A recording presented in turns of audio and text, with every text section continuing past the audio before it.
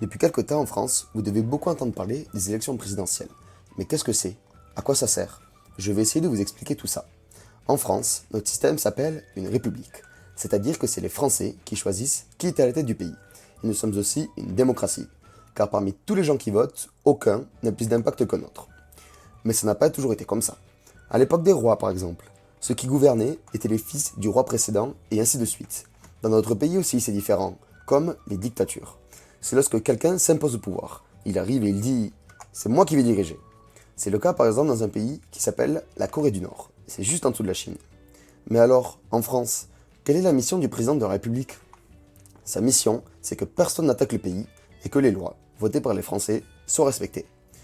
Pour remplir cette mission, le président choisit un gouvernement. Un gouvernement est un ensemble de ministres, chacun étant à la tête d'un domaine de la France, comme par exemple le ministre du Sport ou de la Santé. Le président choisit aussi un premier ministre, qui signe les lois et qui peut renvoyer les ministres.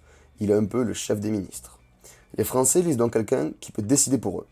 Par exemple, le président est le chef des armées, c'est-à-dire qu'il peut décider de faire ce qu'il veut avec les armées de la France, et même avec la bombe atomique. Il représente aussi la France à l'étranger. C'est pour ça qu'il part rendre visite au président américain, puis à la reine d'Angleterre. Comme ça, il garde de bonnes relations avec des pays et fait des alliés à la France. Mais bon, il ne peut pas faire n'importe quoi non plus. En France, on a ce qui s'appelle une constitution. C'est un texte qui écrit ce que peut faire ou non un président. Et il y a aussi les lois de l'Union européenne. C'est une union entre plusieurs pays d'Europe, comme l'Allemagne ou l'Italie. Le président doit donc, avec les chefs d'État des autres pays, décider de ces lois auxquelles il obéit. Le président de la République, en France, est élu pour 5 ans. Cela s'appelle un quinquennat. Après ce quinquennat, il y a d'autres élections, et ainsi de suite. Pour pouvoir voter pour le président de la République, il faut être français et avoir 18 ans. Et pour pouvoir se présenter aux élections, il faut être français et avoir obtenu au moins 500 signatures de maires de ville de France. C'est-à-dire qu'au moins 500 maires doivent supporter le candidat. En France, les élections se déroulent de la manière suivante. Tout d'abord, les candidats appartiennent à un parti politique. C'est un peu une famille. Tous les membres de ce parti partagent les mêmes idées. L'orientation en politique se divise en deux partis, la gauche et la droite. Ainsi, il y a plusieurs partis à gauche, comme le Parti socialiste, et plusieurs partis à droite, comme les républicains. À gauche, comme à droite, il y a les extrêmes, c'est-à-dire les idées de gauche ou de droite, mais qui sont encore plus fortes, comme le Front National ou le PCF. Ainsi, chaque parti a son candidat, et parfois, il y a plusieurs candidats pour un même parti politique. Il y a donc ce qu'on appelle des primaires.